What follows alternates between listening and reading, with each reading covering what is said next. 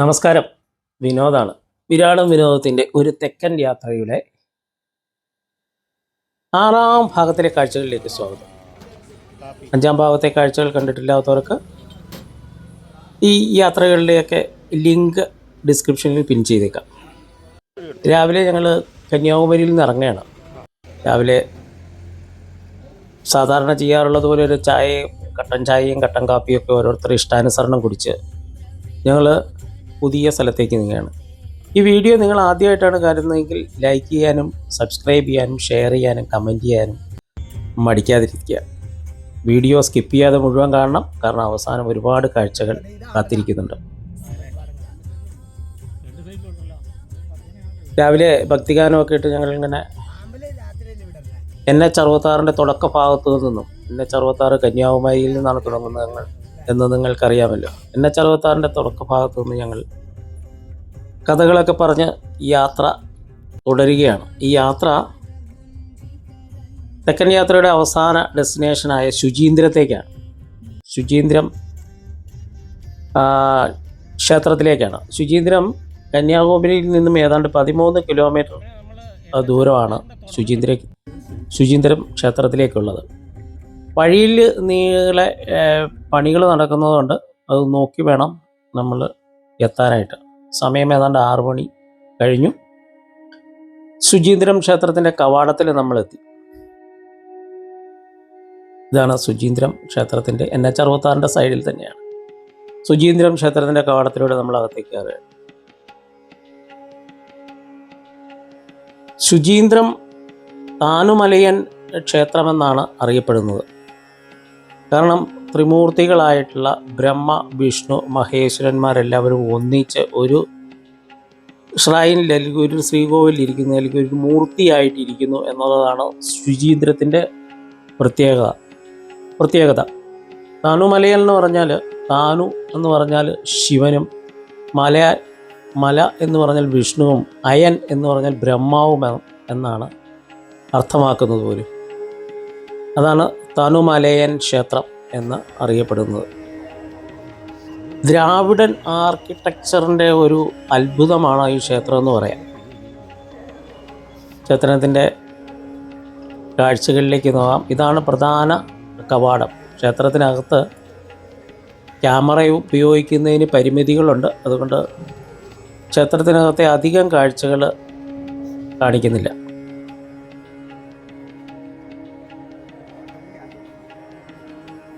എന്നാണെങ്കിൽ ഞങ്ങൾ ക്ഷേത്രത്തിനകത്തേക്ക് കയറി. ഈ ആർക്കിടെക്ചർ കണ്ടാൽ തന്നെ അറിയാം, അത്ഭുതങ്ങളാണ്. ഇവിടെ സംഗീതം പൊഴിക്കുന്ന തൂണുകളും ഒക്കെ ഉണ്ട്. പിന്നെ ഇതിൻ്റെ അകത്തെ ഏറ്റവും വലിയ അത്ഭുതം എന്ന് പറയുന്നത് 18 അടി ഗ്രാനൈറ്റിൽ കല്ലിൽ കൊത്തിയ ഒരു ഹനുമാൻ പ്രതിമയാണ്. കാഴ്ചകളൊക്കെ കണ്ട് ഞങ്ങൾ പുറത്തിറങ്ങി. ഇതാ ഈ കാണുന്നത്, ഇവിടെ തേർ തിരുവിഴ എന്ന് പറഞ്ഞ ഒരു പരിപാടിയുണ്ട്. തേരെന്ന് പറഞ്ഞാൽ അറിയാമല്ലോ, രഥം വലിക്കുന്നതായിട്ടുള്ള തേര് വലിക്കുന്നതായിട്ടുള്ള ഒരു ഇതുണ്ട്. പല തേരുകളുണ്ട്, പല വലിപ്പത്തിലുള്ള തേരുകളുണ്ട്. അതിൽ പ്രധാന തേരിൽ തനുമലയൻ മൂർത്തിയാണ് സഞ്ചരിക്കുന്നത്. അത് ഇവിടുത്തെ ഉത്സവകാലത്ത് ഈ ഉത്സവത്തിന് ചുറ്റും ഈ തേര് വലിച്ച് കൊണ്ട് നടക്കാറുണ്ട്. ഒരു തേരല്ല, പല തേരുകളുണ്ട്. തേരുകളെ വലിയ ഷെഡിലിട്ട് അടച്ചു വെച്ചിരിക്കുകയാണ്. അതിൻ്റെ വീഡിയോ പുറത്തുനിന്ന് കാണുന്നതാണ് നിങ്ങളെ കാണിക്കുന്നത്. ഇതൊരു ചെറിയ തേരാണ്. അതിൻ്റെ സൈഡിൽ വേറെ വലിയ തേരുണ്ട്. ഈ തേരുകളിലൊക്കെ രാമായണം, മഹാഭാരതം കഥകളിലെ പല സംഭവങ്ങളും കൊത്തിവെച്ചിട്ടുണ്ട്. ഇത് ക്ഷേത്രക്കുളമാണ്. ഇതിന് തെപ്പക്കുളം എന്നാണ് വിളിക്കുക.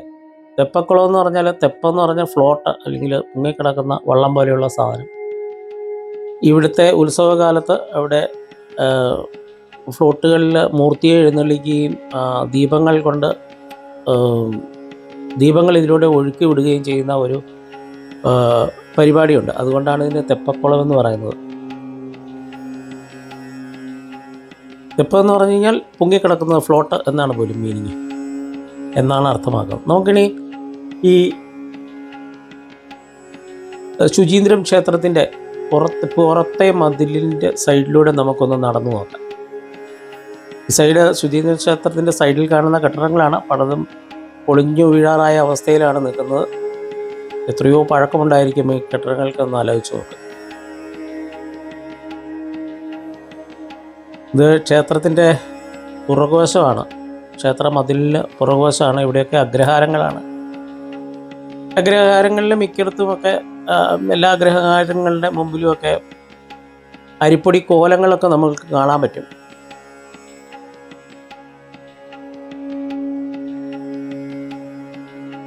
വെറുതെ നമുക്ക് ഈ കാഴ്ചകളൊക്കെ ഒന്ന് കണ്ട് നടന്നു നോക്കാം. തമിഴ്നാട്ടിലെ ദ്രാവിഡൻ ശൈലിയിലുള്ള ആ ക്ഷേത്രങ്ങളുടെ ചുറ്റുവട്ടമാണ്. ഗോപുരങ്ങളൊക്കെ വളരെ കളർഫുള്ളാണ്. ഇതാ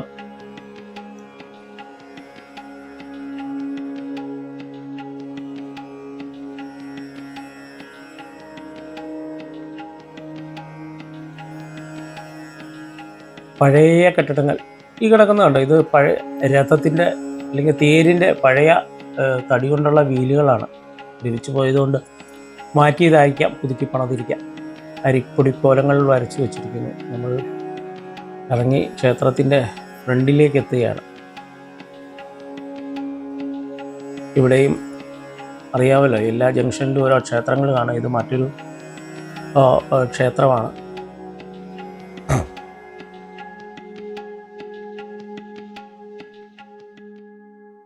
ഈ ഇടവഴികളിലൊക്കെ അഗ്രഹാരങ്ങളാണ്, താമസക്കാരാണ്.